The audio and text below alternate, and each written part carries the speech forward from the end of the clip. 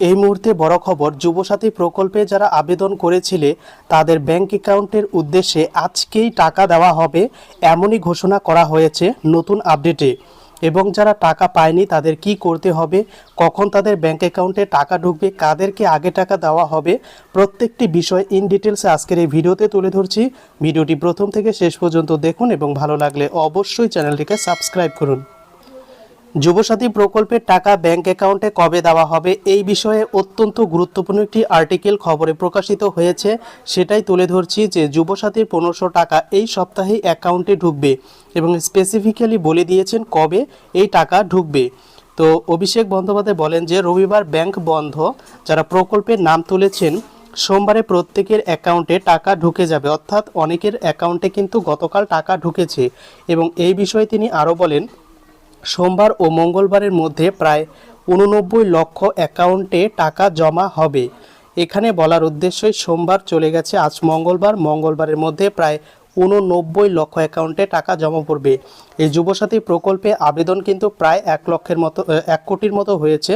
তো সেখানে 89 লক্ষ স্টুডেন্ট বা যাদের আবেদন মঞ্জুর হয়েছে তাদের টাকা দেওয়া হলে, অর্থাৎ 90% যে টাকা সেটা কিন্তু আজকে দেওয়া হবে। তার কথা অনুযায়ী মুখ্যমন্ত্রীর নির্দেশে কিন্তু এই শনিবার থেকে টাকা দেওয়ার কাজ শুরু হয়েছে। এবং অভিষেক ব্যানার্জি তিনি বললেন যে সোম এবং মঙ্গলবারের মধ্যে 89 লক্ষ অ্যাকাউন্টে কিন্তু এই টাকাটি জমা হবে, অর্থাৎ আজকেই কিন্তু মঙ্গলবার, আজকে 90% মানুষের কিন্তু এই যুবসাথী প্রকল্পের টাকা ঢোকার সম্ভাবনা রয়েছে। এবার আরেকটি খবরের কাগজের আর্টিকেল তোমাদের সঙ্গে শেয়ার করছি। তো অনেকেরই প্রশ্ন এবার আসতে পারে, কেন টাকা পেতে দেরি হচ্ছে। তো যুবসাথী প্রকল্পের ক্ষেত্রে সবথেকে বড় চ্যালেঞ্জ হলো আবেদনের সংখ্যা।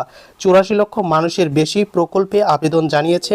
এত বিপুল সংখ্যক মানুষ নথিপত্র এবং ব্যাংক অ্যাকাউন্ট ভেরিফিকেশনের করার সময় সাপেক্ষ বিষয়, মূলত দুটি কারণে দেরি হচ্ছে। প্রথমত, যারা অফলাইনে আবেদনে করেছে তাদের জন্য বিশাল একটা চাপ।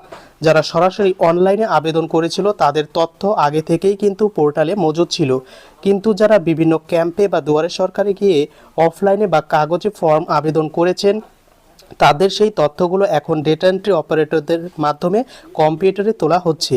এই ম্যানুয়াল ডেটা এন্ট্রির ফলে অফলাইন আবেদনকারীদের ক্ষেত্রে সময়টা কিন্তু বেশি লাগছে। এবং দ্বিতীয়ত হচ্ছে ভেরিফিকেশন প্রক্রিয়া। আবেদনকারী 21 থেকে 40 বছর কিনা বা আধার কার্ডের ডিটেলস সমস্ত কিছু ঠিক আছে কিনা, এই কিন্তু বিষয়গুলো দেখা হচ্ছে। এবং এরপরেই প্রশ্ন, অনেকেই বলেছে যে কারা আগে টাকা পাচ্ছেন। তো এখনও পর্যন্ত খবর অনুযায়ী অনলাইনে আবেদনকারীরাই প্রথম কিস্তির টাকা পাওয়ার দৌড়ে এগিয়ে রয়েছে। যারা অনলাইনে আবেদন করেছিল তাদের কিন্তু ডেটা অলরেডি পোর্টালে রয়েছে, তাই তাদের কিন্তু টাকা দেওয়ার কাজ শুরু হয়ে গেছে অলরেডি।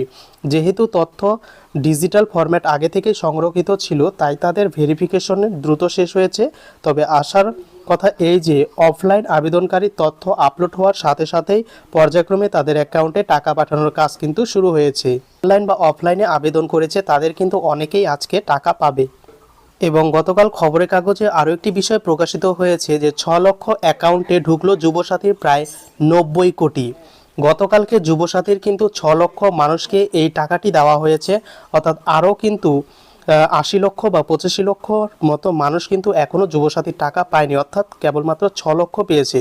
তো কোথায় পেয়েছে সেটাও কিন্তু বলা হয়েছে যে মুর্শিদাবাদে জেলায় 6 লক্ষ যুবক যুবতীদের অ্যাকাউন্টে সব মিলিয়ে 90 কোটি টাকা ঢুকলো, অর্থাৎ মুর্শিদাবাদে যারা রয়েছে তাদের কিন্তু 6 লক্ষ মানুষের অলরেডি টাকা দেওয়ার কাজ সেটা কিন্তু শুরু হয়ে গেছে।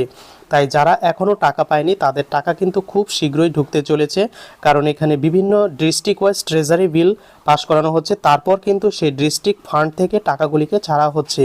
তাই মুর্শিদাবাদে যেমন হচ্ছে 6 লক্ষ মানুষকে অলরেডি টাকা দেওয়া হয়েছে, তাই দেখবে যাদের বর্তমানে স্ক্রিনশট বা টাকা পেয়েছে তারা কিন্তু ম্যাক্সিমাম মুর্শিদাবাদ বা মালদা ডিস্ট্রিক্টের অন্তর্গত। তো ধীরে ধীরে কিন্তু আজকে অনেকেই এই টাকাটি পেয়ে যাবে।